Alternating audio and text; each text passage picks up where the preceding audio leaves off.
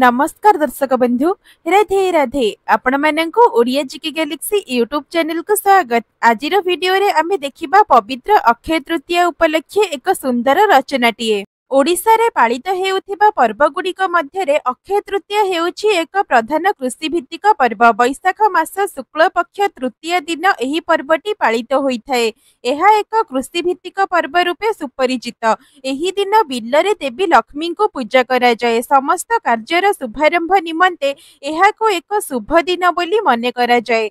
कृषक माने अखि मुठी नहीं जमी रे धान बुणा काम आरंभ करती। एही दिनटिको अक्षय तृतीया काहींकी कुहा जाए तार अनेक कारण रहिछि। सत्य जुगरे प्रबल अक्षयसुर नामक एक असुरर अत्याचार रे पृथ्वी थरहर हेला। देवता माने ता भयरे स्वर्ग छाड़ी पलायन कले। भगवान विष्णु वैशाख मास शुक्ल पक्ष तृतीया दिन अक्षयसुरर बद्ध करी पृथ्वी को शांति प्रदान कले। अक्षयसुर नाम रे एही दिनटिको अक्षय तृतीया बोली कुहागला। अक्षय तृतीया दिनटिको आदि सत्य जुगर प्रथम दिवस रूपे जना जाए। एही दिन महाप्रभु श्री जगन्नाथଙ୍କ गुंडीचा यात्रा पई रथ निर्माण कार्य आरंभ हुए। एही दिन कृषक माने निज निज जमी रे विधि पूर्वक अखि मुठी अनुकूल करिथांती।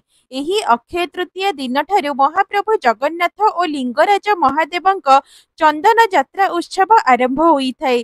तेणु एही अक्षय तृतीया दिनटी आम पई एक पवित्र पर्व अटे। अक्षय तृतीया पूर्व दिन कृषक माने जमी रे पानी पकाई रखती। नूतन लंगल, नूतन कांक, कोड़ी, कोदाल, नूतन भार, सिक्का, धान गौणी और शुल्क धान आदि प्रस्तुति करती। परदिन पाहांती प्रहररु सेजरु उठी विधिपूर्वक नववस्त्र परिधान करी घर सामना गोमय द्वार लिपि कलश स्थापन करी दीप जलांती। नूतन भारे धान गौणी, पूजा सामग्री और जल धरी बाहरी पड़ती। शंख घंटी बजाई और हुड़ुहुड़ी देई गृहिणी माने शुभ कामना करी स्वामी माननको खेत को पठांती। जमी रे कृषक विधि पूर्वक भूमि पूजा और लक्ष्मी पूजा करी अधिक फसल अमलर आशा नहीं धान मुठी अनुकूल करती। अरुआ चाउल रे खेचुड़ी और पिठापणा करी गृहिणी माने नूतन पलासी पत्र रे परिवारर सभिंको खाइबा को देइथांती। एही दिन पिला मानकर मंगल कामना करी षठी जीव छेई पूजा करा जाए। माँ माने सरारे लिया मुढ़ी इत्यादि भर्ती करी शिशु माननको बांटी थांती। अक्षय तृतीया दिनटी पश्चिम ओडिशा रे ज्वाई पूजन दिवस भाबे विख्यात। एही दिन ज्वाई माननको घर को आमंत्रण करी नूतन वस्त्र देई फल मूल खुआई आप्यायित करा जाए।